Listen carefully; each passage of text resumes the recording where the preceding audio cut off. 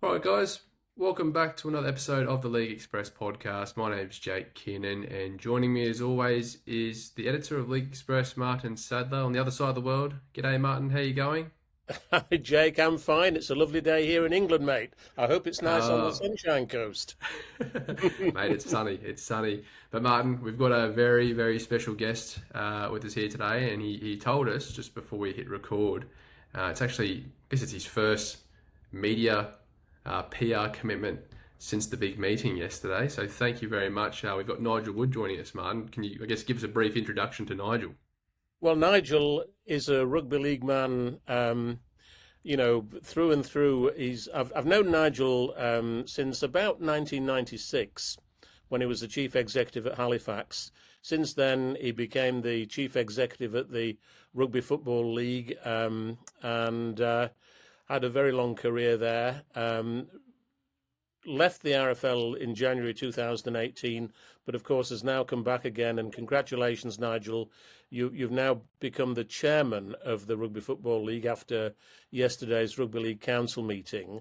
So it's probably not too much of an exaggeration to say that the future of the game in the Northern Hemisphere is in your hands, or at least, significantly in your hands. And we want to talk with you, if that's okay, about how the game might move forward, what some of the key issues are within it, and perhaps where you see yourself taking the game, along with obviously everybody else who's involved at the Rugby Football League and at RL Commercial and so on. And so, welcome on board, mate. Great to see you, and I hope we'll have a really productive conversation. Thank you very much, Martyn. It is a pleasure to be here. Hello, Jake. We haven't met before.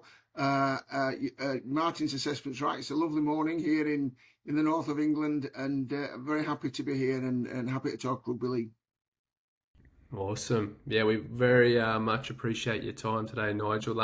But to start off with, Martyn and I thought it would be a great idea to throw you a bit of a question. At the moment, there is a League Express readers poll on the totalrl.com website. The question at the moment is, where is it? This week's League Express readers poll looks at, or it asks the readers to nominate what should Nigel's priority in his new role as RFL Chair be. So the first response or answer you can pick is put the RFL's financial house in order. The second option is begin negotiations for a new TV deal. The third option is speak to NRL about a potential Super League stake. The fourth option is a 14-team Super League. And the fifth option is appoint a commissioner whose job would be to raise the status and the branding of the game. So there's potentially five talking points or responses there, mate. Do any of those pique your interest, or is there any direction you want to go in after hearing those responses? That's a fairly big intro, and you really argue with many of them, frankly. The answer, if there's a box that said all of the above, you wouldn't be far wrong. I haven't got a copy of the paper, so I'd have to remind myself of the list. But the reality is the biggest single impact on the economy of the sport is the broadcast contract. So the broadcast contract is pivotal, vital. We have got advisors in that area in IMG. They are contracted, and clearly that is something that falls squarely on their shoulders. And therefore, we'll be working with IMG over the next months to work out what the best strategy is to try and maximise the revenues that come into the sport. The discussion on the size of Super League is an ongoing one. Everybody's got a view on that. It's not just a case of what the right size should be. It's also about when that should happen or could happen. But it is a decision for the clubs, isn't it, Nigel? That decision. That's a decision that resides with the Super League clubs. So I think that the constitution basically says that for the size of the competition between 10 and 16, that's a matter that's singularly reserved to the existing Super League clubs. So they'll form their view on that. There's a myriad of views. Some people believe it should be concentrated into fewer clubs. Some people think there should be a growth agenda and new markets embraced. I think we have to. I think we have to make sure that whatever decision the sport comes up with is evidence based. I do think that there are complications with contraction, and I think that if we're trying to make the sport an investable proposition, it needs to be the best version that it can be of itself. So that's that's high on everybody's list. I think the sport probably does lack a public face. I think a public face that can act as a galvanising voice, an instantly recognisable voice. I think that is something that the game probably lacks and probably needs. I don't see that much around any of the central executive at the moment, without being too disrespectful to anybody. So I think that's a perfectly legitimate challenge. There are only two professional rugby leagues on the planet. One's in the north of England with a bit of France, and the other one's in Australia with a little bit of New Zealand. And it is surely an imperative that we develop a much stronger, closer, harmonious working relationship between those two leagues. We used to have annual World Club challenges that were just fixtures. We used to have regular Ashes and international calendars.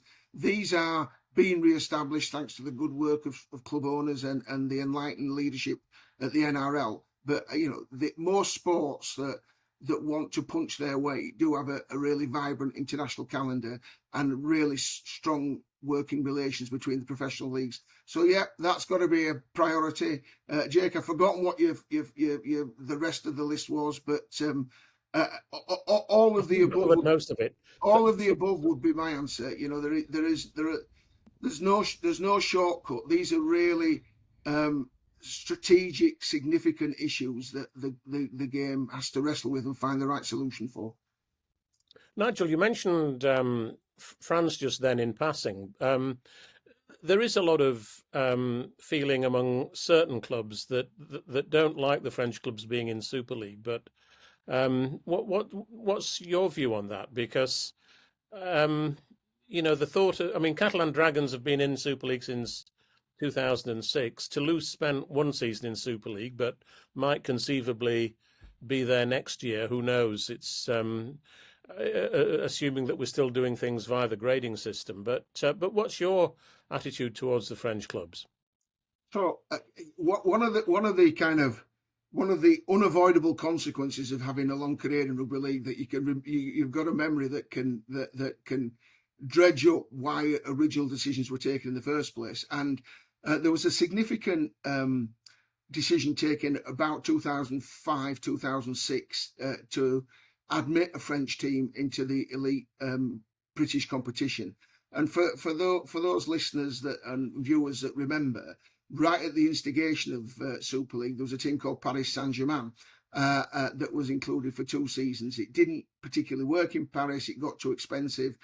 Halfway through 97, they relocated to the south of France, and then they withdrew from the league. At the time, it was a 1-year suspension, but they never reappeared. In and around 2003, 2004, the International Federation made a strong case to readmit a French club into the British League. The actual sentiments were, if we don't put a French club into the Super League, we'll end up losing rugby league in France because it would come under too much pressure. And to their great kind of credit, the British clubs at the time made that decision and admitted a French club into Super League. Now, the objectives at the time were threefold. One was to strengthen the French national team. The second one was to try and unlock the European market in terms of broadcast and commercial revenues. And the third one, frankly, was to give British supporters an away destination that wasn't somewhere between the Humber and the Mersey, somewhere slightly different. The question is, 20 years on, have those objectives been delivered against? And I'd probably argue that the last one has. Certainly, I think most supporters, whether it's Championship supporters going to Toulouse or Super League supporters going to Catalan, enjoy that trip, and I think place a high value on that trip. In respect of the other two objectives, I have to say I don't think they have been met yet, and I think that's disappointing. I think that we need to redouble our efforts to to remind ourselves that the reason to include both Toulouse and Catalan was to strengthen the French national team. And if anything, it's gone backwards. The reality is probably it was ranked 5th or 6th in 2005 and 6, and now 2 decades later, it probably wouldn't be ranked in the top 10, or if it is, it's only just, and it rarely gets out of group matches in the World Cup. So I think there is a role for French for clubs in the elite British competition, but it has to be done on the right terms, and we have to make sure that we all understand what we're trying to get out of it, because as we said 5 minutes ago, the principal paymaster of the British game at the moment is broadcast, together with those owners that are now picking up the tab.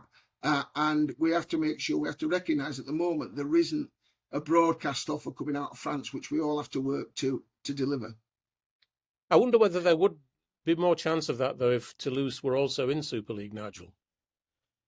Well, that's an argument that was run before. There isn't much evidence of that. When there was when there were 2 clubs in, it didn't suddenly produce a spike.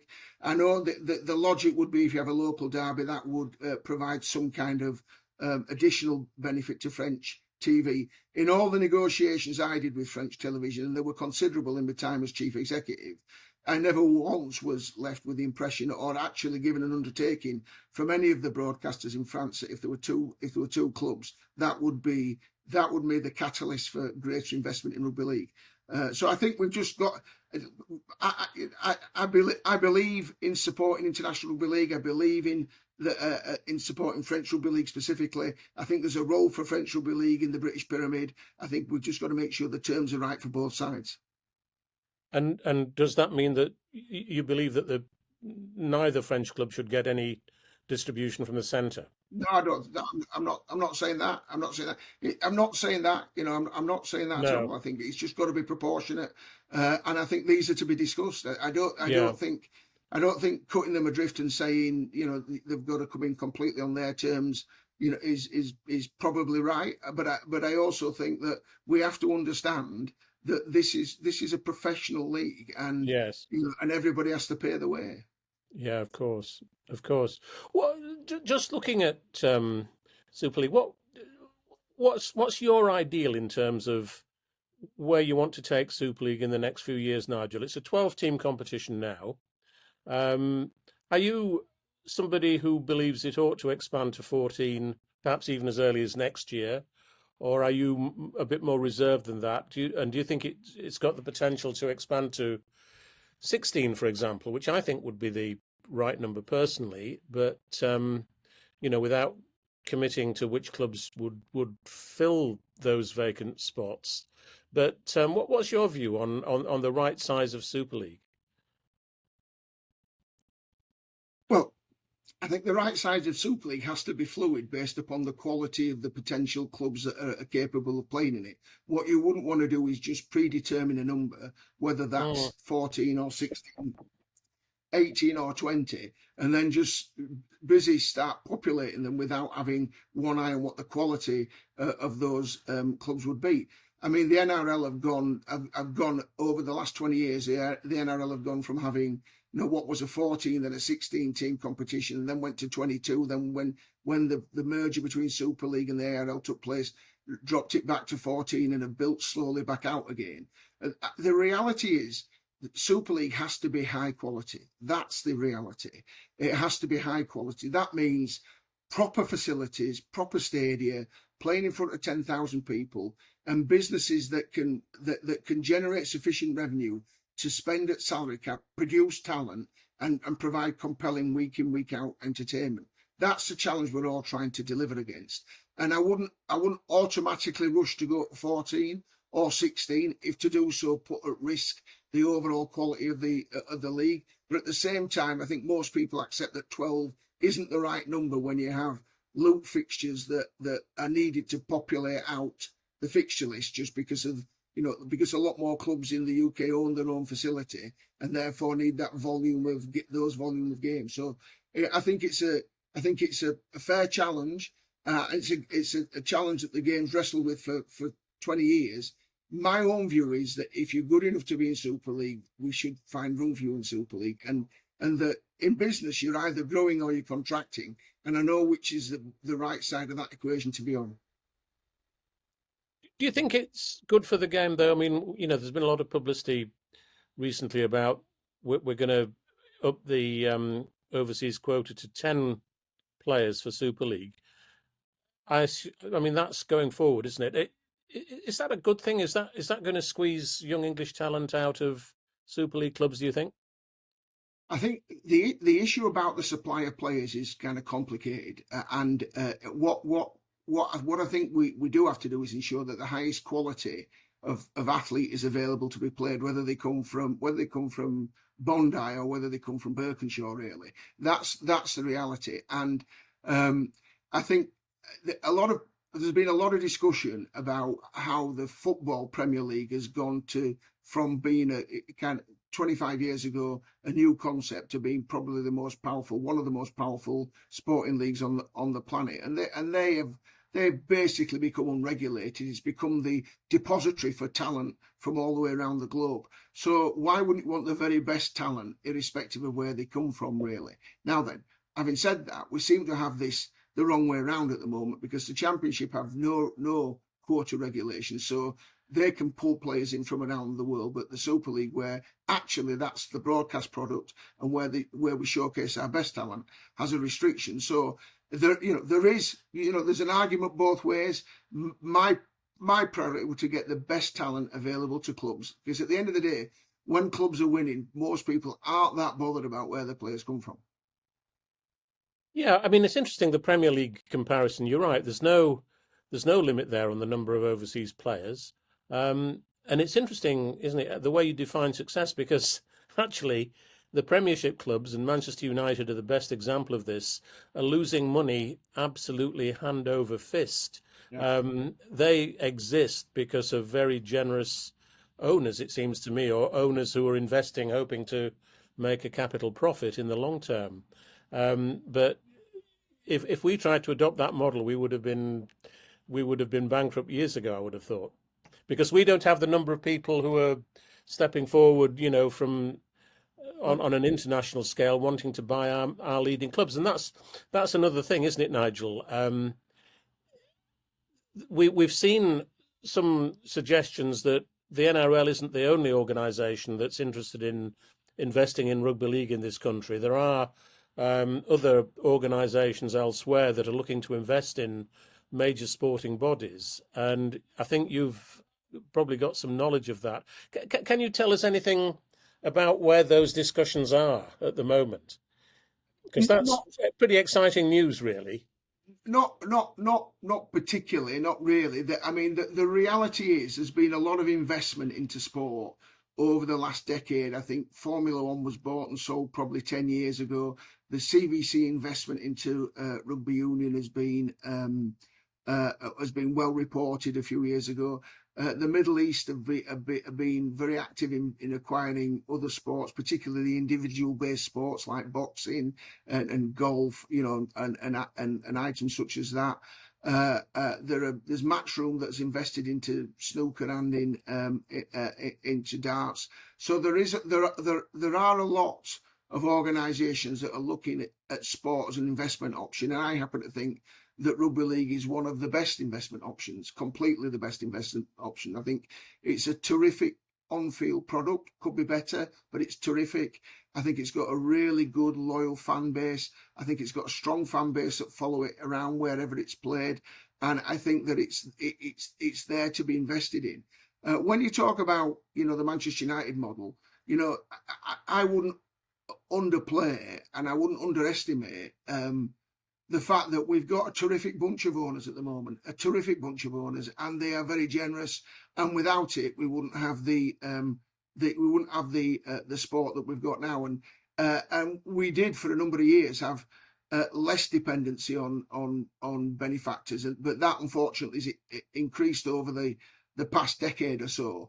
And one of the reasons why we're looking at how we can raise more revenue is to say we understand that it's not just the responsibility of 20 very wealthy people to provide subsidised entertainment for the rest of the rest of us. So that's one of the significant motivations. I think in your list of original objectives, I think you put at the top of it rebalancing the P&L account of the RFL, which is clearly a priority, because any organisation that keeps losing money is destined never to proceed, really, unless it relies on people, and we call them investors, but in many regards are just benefactors. And there have been some really terrific benefactors. David Hughes, that has now left the game, should be applauded in that regard for everything that he did at London. So I think part and parcel of the discussion that's going on around the sport is, what do we want it to look like? But part of the problem, though, with our game, Nigel, is that we're very poor at taking advantage of opportunities, aren't we? And you mentioned earlier Paris Saint-Germain, back in 1996. Paris Saint-Germain is the most iconic sporting name in France. They're the biggest sporting club in France by a considerable margin, and they gave us the right to use their name, which for nothing, it seems to me. They didn't charge us for it, as far as I'm aware, and yet we had them playing for 2 years. They started off with a magnificent win. That first night in Super League in 1996, March the 29th, against Sheffield Eagles, in front of about 18,000 spectators. And after that, we blew it, didn't we? We didn't staff the club properly. We didn't have it adequately financed. We didn't market it effectively, and we eventually lost that brand name.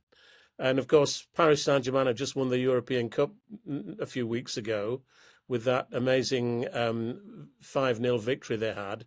Who knows if we'd kept hold of that name, who knows where rugby league might now be in France, Nigel? I think that recollection's accurate. Obviously, I don't know the intimacy of that because I was at another club at the time. But what it betrays to me is the fact that to undertake something as ambitious as establishing a new sport in a major capital city, even with the advantages of a really strong brand, or a brand that has gone on to be really strong. I don't think the PSG brand was as strong in '96 as it is now. I think it's been invested in, but it speaks to the plan or lack of plan that was in existence at the time. These undertakings are not to be done lightly, and they are expensive and they're long term. And I think it's the same issue with London, frankly, on our own doorstep, which, despite David's terrific benevolence, is still now not where it should be for all of the investment that's gone into it over those years. No.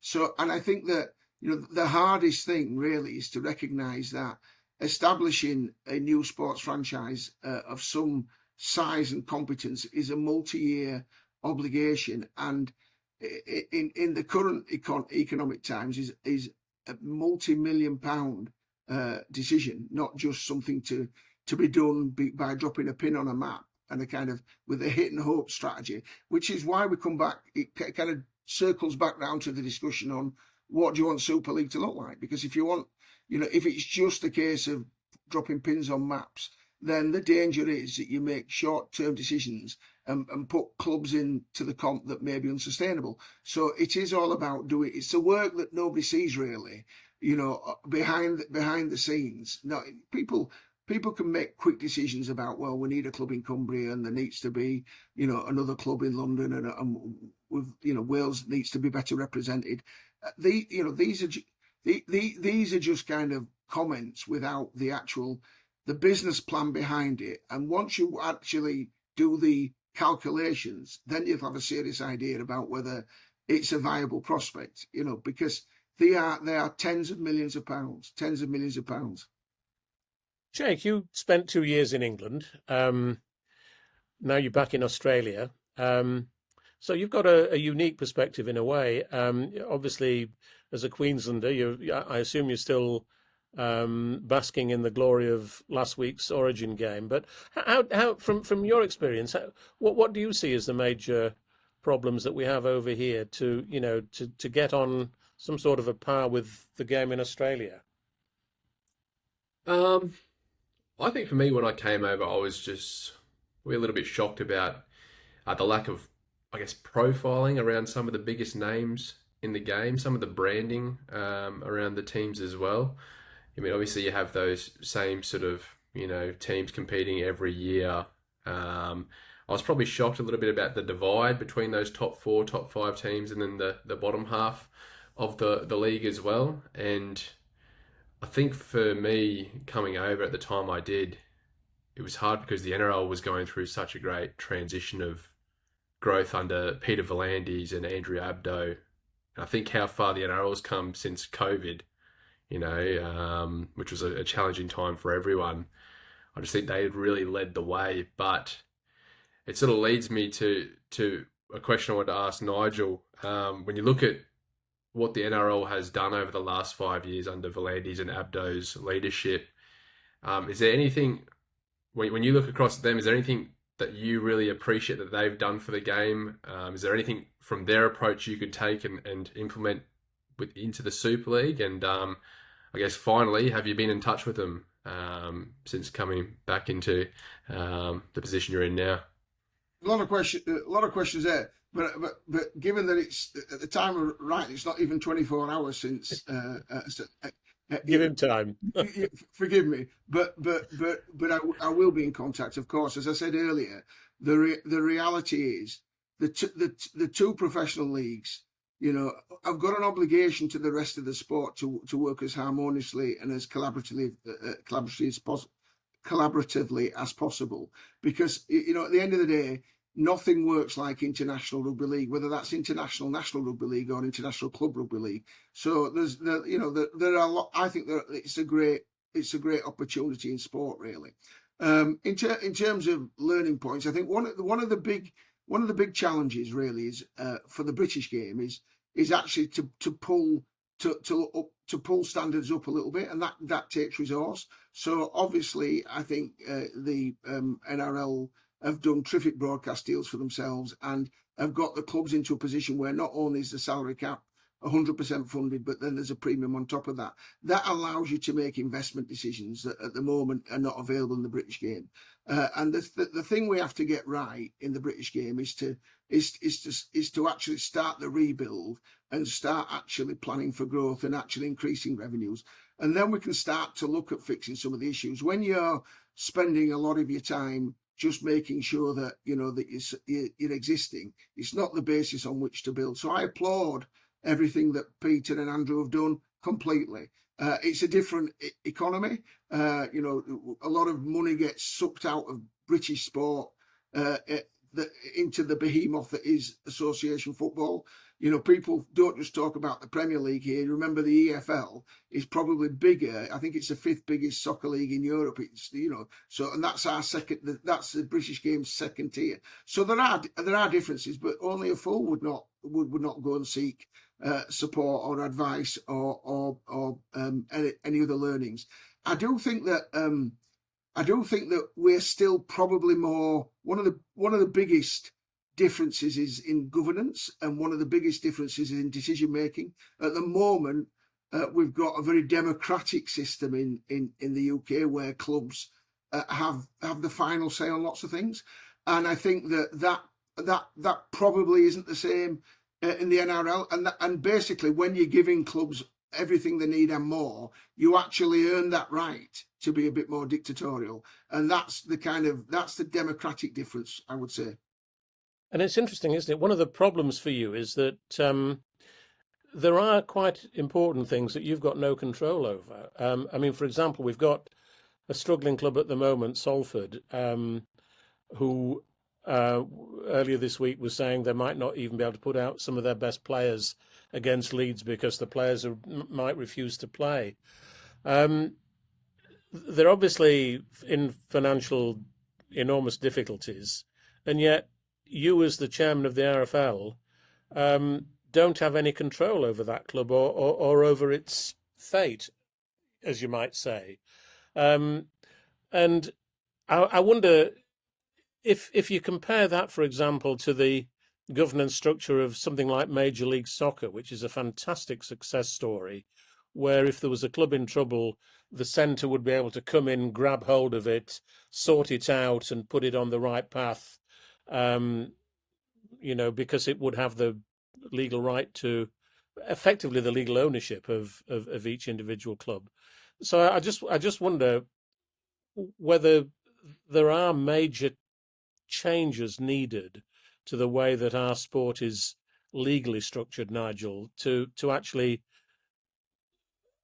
allow you then to actually create a strategy that would be all embracing.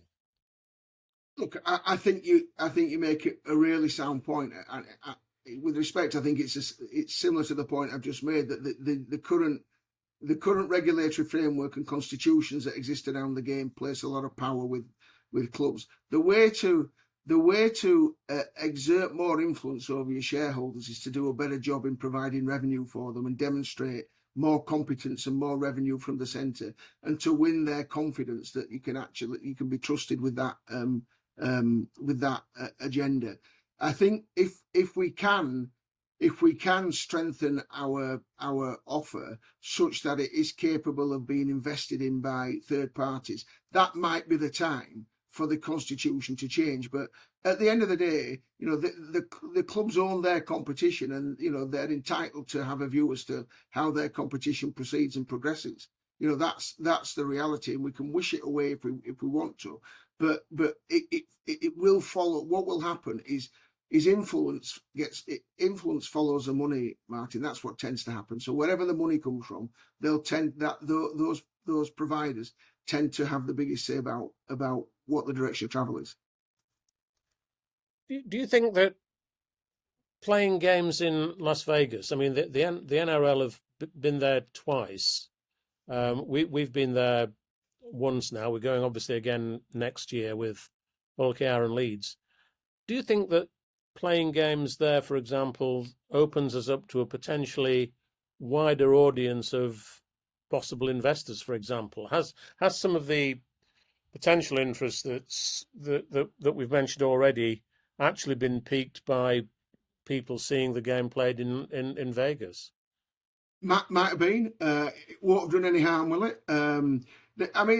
The golden rule in life really is that if you're going to do something, do it well, and if you're going to do it well, then people take interest in that, and I think the Vegas kind of exposure for rugby league has worked positively on its behalf in both hemispheres. I'm pretty sure that it isn't just an event like Vegas that might just raise somebody's eyebrow that wasn't otherwise aware. But I think if I was sat on the 37th floor of the Manhattan skyscraper with £1.5 billion burning a hole in my pocket, and people thinking what represents a good sport investment opportunity, I would look at running, handling, contact sport, which is rugby, and I mean rugby league, rugby union. I make no distinction. Say there is an opportunity to look at that and I think of that because we're less fragmented than rugby union. I think rugby league is perfectly positioned to attract inward investment. I think that it's less complicated to invest in other words. Well, if you take rugby union with you've got the Lions, the Six Nations, Sanzar, the French League, the English League, what was called the Celtic League. You've got powerful brands like the All Blacks. These are all stakeholders in the sport, all of which would want to find their fair share of the GDP of that sport, which would make sorting that out and aggregating those values more difficult. Whereas rugby league, because it's, as we said, just two professional leagues, one very powerful, but one that's been struggling for the last 4 or 5 years. It's an easy thing to grab hold of and make sense of. And by the way, I happen to think we've got a superior product now. The commercial indicators might say we haven't, but the reality is rugby league is simpler, safer, and more exciting. And a lot of the innovation and evolution of rugby union is to make it look more like rugby league. Let's be honest about it. Well, so simplicity works, Nigel, doesn't it? Look at darts. How simple is darts? Simplicity works. But the other thing, Martyn, the other thing is I think our sport has been on a crusade to prove it's bigger, stronger, faster, harder. But if it's just that kind of raw athleticism, that was a magic bullet to actually deliver commercial success, it would have come earlier than this. So sometimes it's not just about the athletic contest. It's about other ways of taking your sport and everything around it, the personalities around it, the stories around it, the narrative around it. A lot of what sport consumption's about in the 21st century now appears to be not necessarily just the 80 minutes contest. And I know that there's some really good work going on by the leading clubs at Wigan and at Warrington and at Hull KR and other places that are looking at how do we actually broaden what our offer is to the market to make it, I don't want to use the word human interest, but something more than just the 80 minutes of sport. And that dovetails back to finding a public face for the sport that's the right public face. Yeah, Just social media. on that. Oh yeah, I was Go on, going Jake. to just ask a question about social media there, Martyn, too. I think at the moment the Leeds I feel like they're sort of leading the charge along with Wigan. We saw the documentary Wigan did. I think Leeds have been doing a bit of a behind the scenes documentary. I've seen a lot of great clips of Brad Arthur, giving pep talks to the boys in the sheds, and it just gives a really good insight for the fans. And I just thought, what have you made of that content, mate? Do you think every club should be doing stuff like that? Yeah, I do. I think we're underinvested in that area. I think the sport is underinvested in that area. The clubs that are doing it best are dragging the rest of the sport forward. And that is definitely, in my view, that's an area that is rich for mining. And hopefully at the end of my term, we'll be in a stronger position there and will be a stronger digital presence, because I think that's the future direction of travel. It's interesting, you see. I've got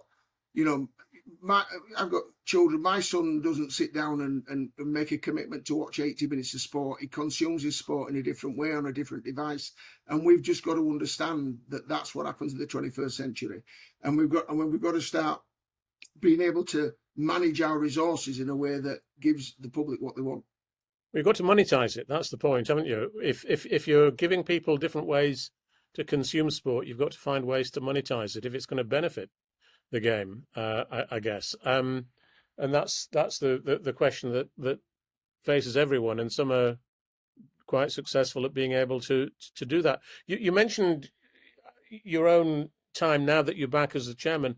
Is there a time limit on your chairmanship, Nigel? Are you expecting? You were the interim, or you were going to be the interim chairman. I don't think you ever were the interim chairman, but you are now the chairman. So all the Go on.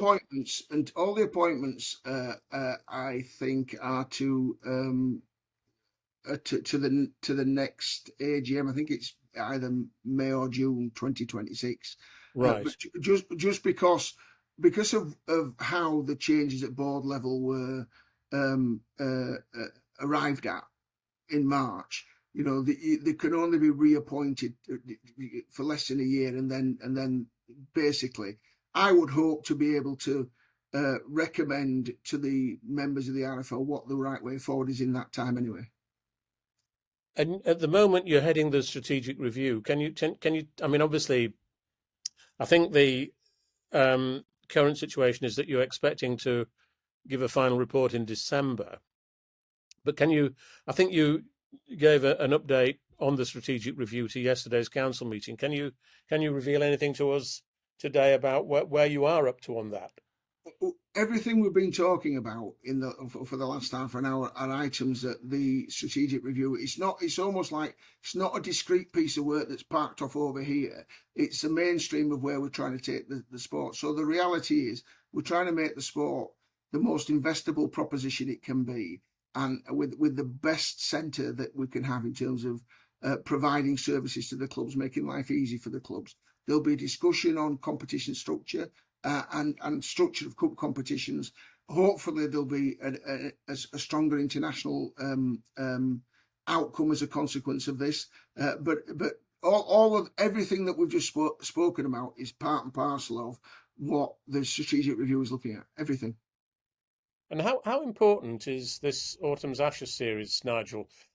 Can you give us any? I mean, obviously, it was great news when we were told that the second and third tests had sold out at Everton and at Headingley. Where are we on Wembley at the moment? Have you got any up-to-date figures that you could give us? I think Wembley's tracking really well. I don't have the precise numbers, but I know that Rugby League Commercial is extremely confident of what will happen with Wembley. It's 100 days to go with, I think on Thursday. I don't know when this is broadcast, but it's 100 days to go to the start of the Ashes. There are two sold out events already. The only place you can now get in to watch it will be at Wembley. There's 100,000 Antipodeans living in and around London at any one point in time. It's either the weekend of or pretty similar to when England Rugby Union play the Wallabies, and I think the ticketing of the Kangaroos versus England fixture is very, very attractive by reference to any other fixture.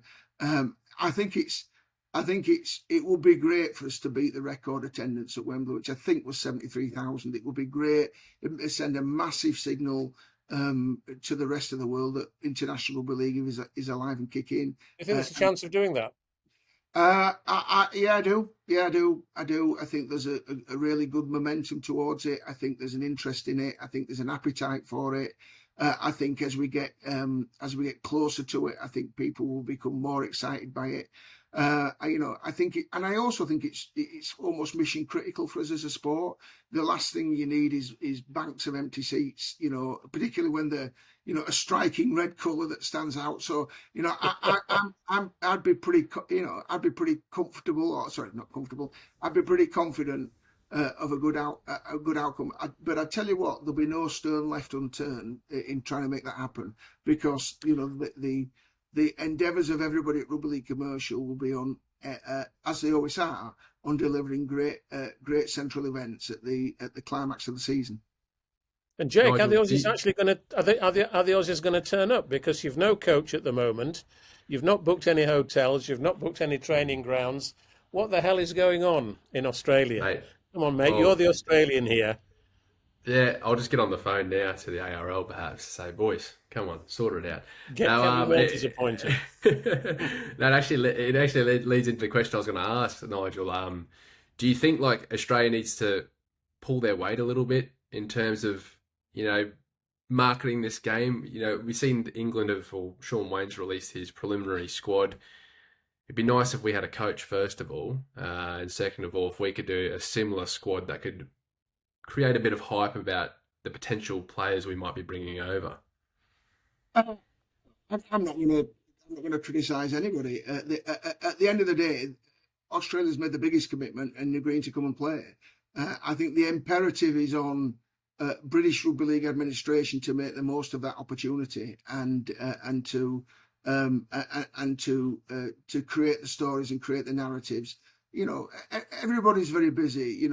You've just talked about the Origin series just finishing in Australia. It won't be long before the final series is the playoffs are starting. So people will be full on what they do. So I'm not going to point a finger in any direction other than say it's really our responsibility to get that stadium sold out. The Australians have been kind enough to come and agreed to come, and I think it reflects.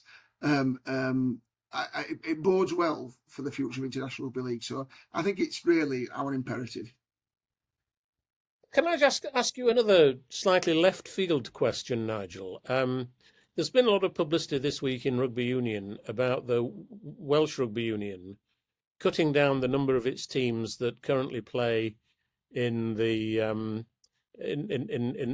major competition against Irish and Scottish teams, cutting down the number of teams from 4 to 2.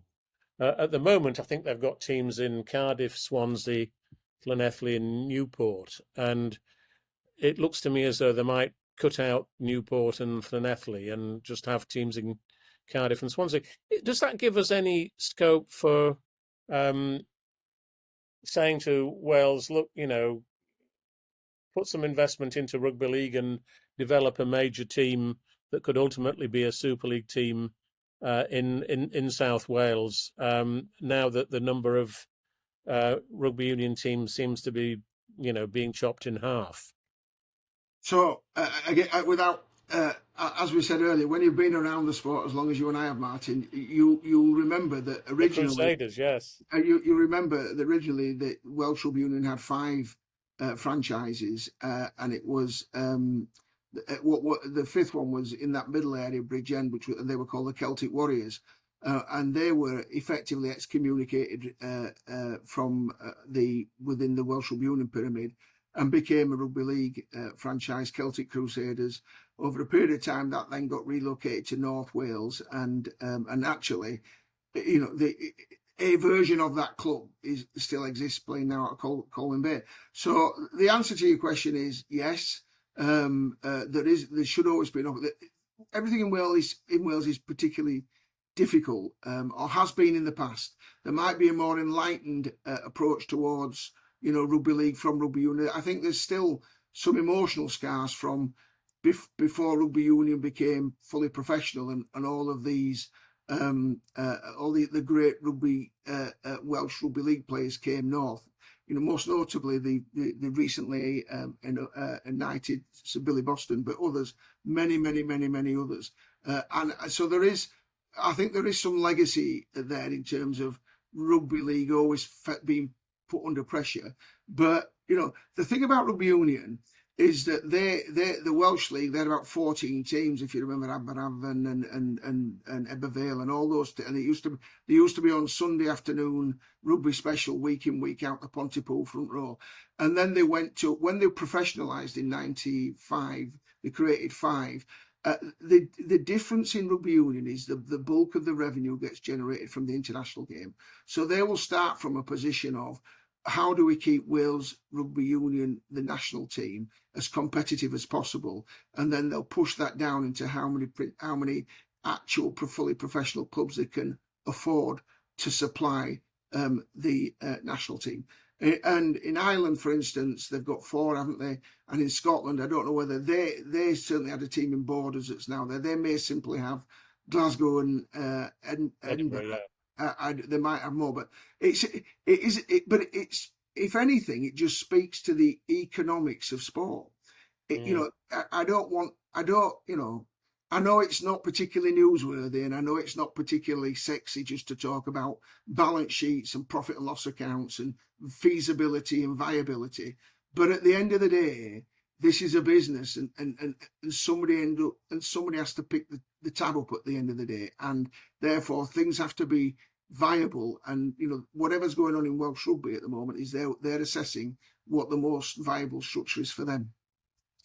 Yeah, and of course you were the guy entrusted with sorting out the financial hole that the game had fallen into after the 2000 World Cup, weren't you? When Yes. I'm always told that the RFL came within hours of being liquidated because Quite, it was in such within a a month. financial hold. Within not hours, not quite hours. It wasn't that perilous, but it was certainly they only had a month's worth of reserves. So that was the position. And in 2001, and we rebuilt it on that basis. And we rebuilt it on the back of the international game. So not many people will remember this, but after the World Cup in 2000. We've got an Ashes Gate series on in 2001. That was the year of 9/11, and the reality is, at that time, Australia nearly didn't come because there was complete fear of any kind of airline travel following the 9/11 outrages in New York. And it is to the credit of Maurice Lindsay, who actually persuaded Colin Love and Jeff Carr, these are former administrators in Australia, to keep that tour on. And that tour basically, in my opinion, saved the solvency of the rugby league at the time. And the point was this: we put the Ashes on in 2001, the Kiwis on in 2002, the Ashes back again in 2003. Then we went to Tri Nations 2004 and 5 and 6, and then through to a fallow year when I think Great Britain played New Zealand in 7. and then a World Cup in 2008 for the centenary of rugby league in Australia in 2008. And I think Australia came north. And by the way, I'm not suggesting that history can repeat itself, but Australia came north and supported the World Game magnificently. They came north 6 years out of 7, I think, between 2001 and 2006, and the Kiwis did as well.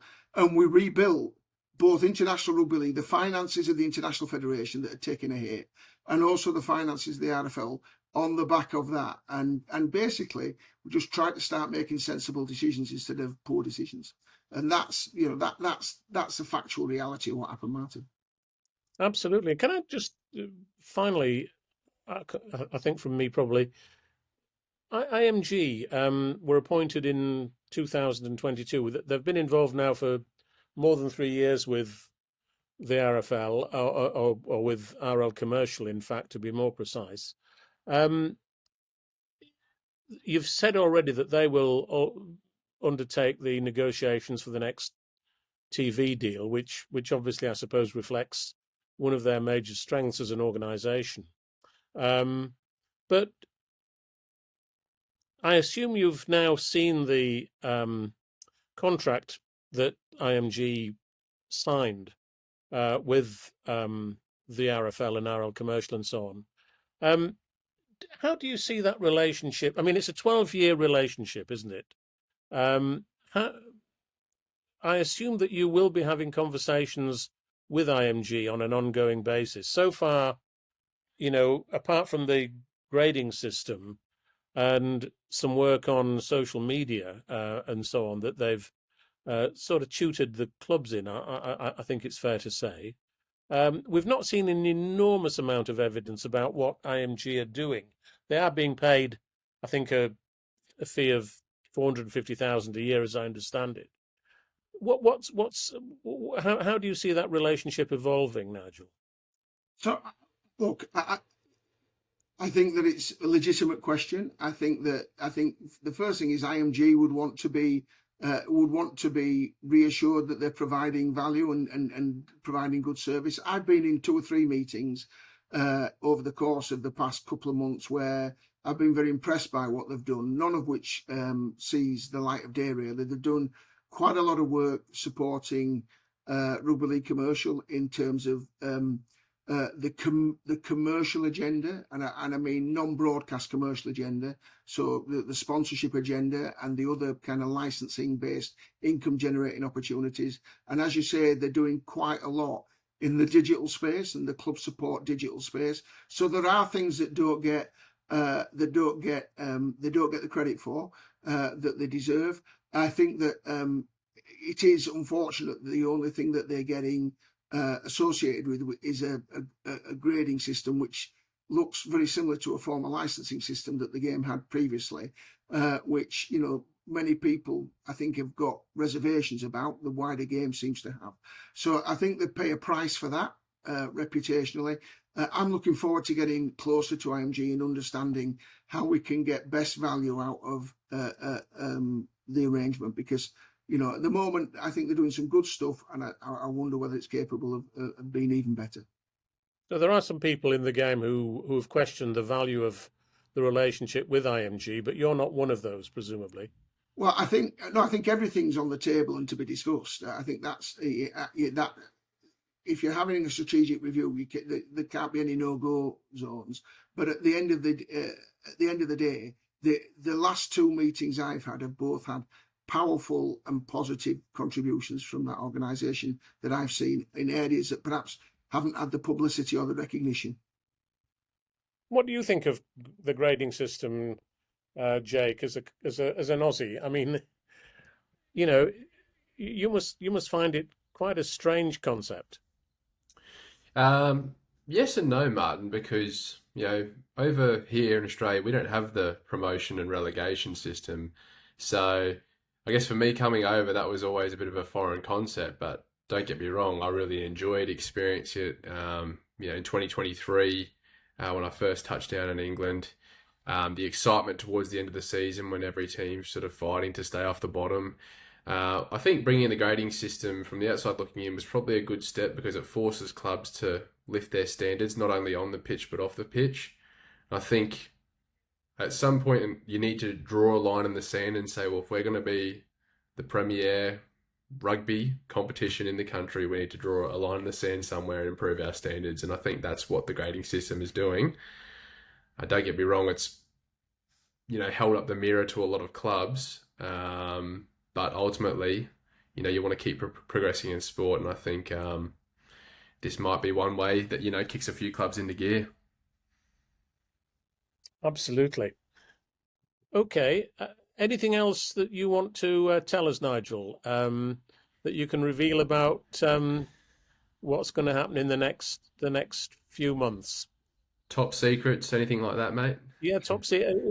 Don't worry. There's only the three of us. I'm sure nobody else is listening. I'll do a deal with you, Martyn. You get along to where Birkenshaw under-7s are playing this Sunday morning, and I'll whisper in your ear. How's that? I can't say anything like that, can I? That's the one thing about you that's quite important, very often I'll phone you on a weekend and you'll say, I'm just at Birkinshaw, or I'm at York Acorn, or I'm at wherever it might be. You're always watching a game. I think you sometimes describe it as, grandfatherly duty or whatever. But you do get around some of the community clubs, don't you? Which is a great thing. So I think anybody that's entrusted with taking a position in the sport of seniority has an obligation actually to stay in touch with the coalface. And I think that, by the way, this is no hardship. I positively enjoy it. When my own son was playing at Brighouse, I even got roped into, touchline duties or assisting the coach in putting cones out and things like that. And it was a highlight of the week, and it remains a highlight of the week. And now it's my grandson's turn, and it does the soul good to go and touch grassroots and remind ourselves what great volunteers we've got week in, week out that put the contests on, that give playing opportunities to people. And the other thing I'd say is that so much of, whilst my grandson's in a very, very junior age group of 6s and 7s, there's usually a kind of an adolescent age group game going on, and the standard is really high. I'm an old man now, but I don't remember the standard at 14s and 15s being as well structured and as well coached and as it is. And last week I was at 2 weeks ago I was at Elland, and it was really high standard. So there's a lot of people doing fantastic work, and I have this kind of, the thing about rugby league for me is they're all interconnected parts, and it's like a giant fruit tree, to be honest. And I know it might sound a bit silly this, but the fruit on the tree is International Rugby League, and that's the bit that everybody enjoys. It's the sweetest bit. Nobody doesn't like the fruit, but it only comes out very infrequently in season, and then it disappears. But then you have the foliage, and the foliage is the Super League, and that's the thing that's most striking. It's most visible. You can see it from miles, and you can judge the health of the organism by what its foliage looks like. But invisible to that is the kind of the trunk and the branches, and that is the championship, really. That gives the skeleton to the sport that not a lot of people see. But without it, you wouldn't have an organism. And then, of course, you'll know where I'm going with the analogy now. The grassroots are the grassroots, and unless you've got a healthy root system, you won't be able to nourish that organism. And unless you look after all parts of that one organism proportionately and selflessly and in the right balance, and over time the organism fails. And if anything, if at the end of my kind of my current role with the RFL, if anything, I'll have re-established a sense that we're all in it together, and we've just got one sport that is rugby league. Actually, Nigel, it sounds almost poetic the way you put it. Yeah, excellent. One very final point, mate. Yeah, very final point from me. You do have your doubters among some supporters in the game. Not everybody who's a rugby league supporter or fan has welcomed you back to the chairmanship of the RFL with open arms. And obviously, you and I have spoken before about the fact that when you were the chief exec previously, your PR perhaps could have been better. You weren't necessarily always all that good as you obviously are getting better now at communicating what you were doing. Do you have any message for those people who do doubt you and who do think that perhaps you're not necessarily the right man for the job in the current circumstances? Well, I don't really. I agree with you, by the way. I think that, if I was to reflect on my time as CEO, I don't think I ever worked hard enough or had the competence to actually, get out there and explain. And because of that, that vacuum leads to people to make their own decisions. I'm determined to do better this time, but I'm not the chief executive. I'm the chairman, and it's a different role, and it's not necessarily the public face of the sport. That's for other people to do. I don't have a message, to be honest, Martyn. People will take me as they find me. Everybody I speak to, I believe I have a good relationship with. I can't. If I stayed awake worried about what people I've never met thought of me, I'd never get out of bed in the morning.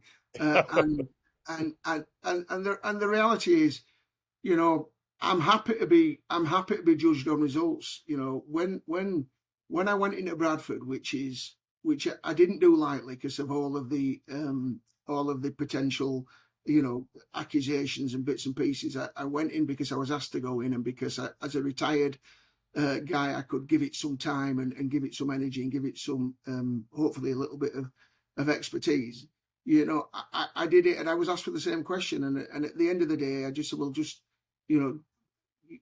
judge people on what they do, not what they say. That's the golden rule in life, really.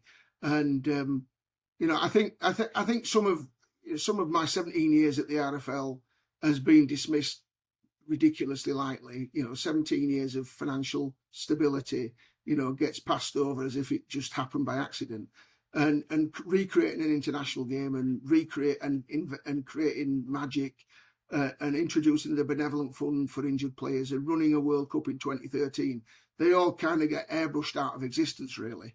And I sat on the international board for 20 years, not far off 20 years. So, I think, probably over time, we put about £50 million into International Rugby League during that time. So, but I can't. This isn't a sales pitch, because do you know what? I'm a bit too old for all that.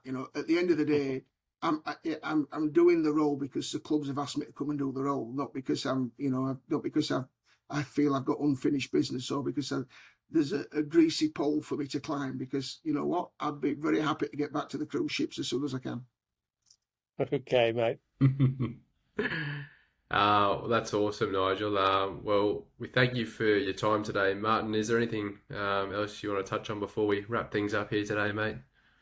No, I don't think so. I mean, there are lots of things we could continue to talk about, but we'd be here all day if we did. And Nigel's obviously got to spend a lot of time doing other things other than just talking to us. So, thanks, Nigel. It's been a real pleasure to have you on board with us. I dare say some of the people who don't like you will probably still not like you after this podcast, but hopefully a few people who had doubts about you, perhaps, who knows what they might think.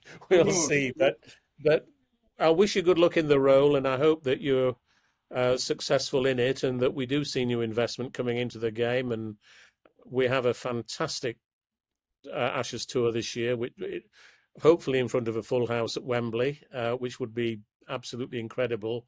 And let's hope that it's onwards and upwards from now on. So thanks to you, mate, and thanks, Jake, for hosting this as well. And we'll see you. I'll see you, Jake, back again next week, mate. Sounds good, mate.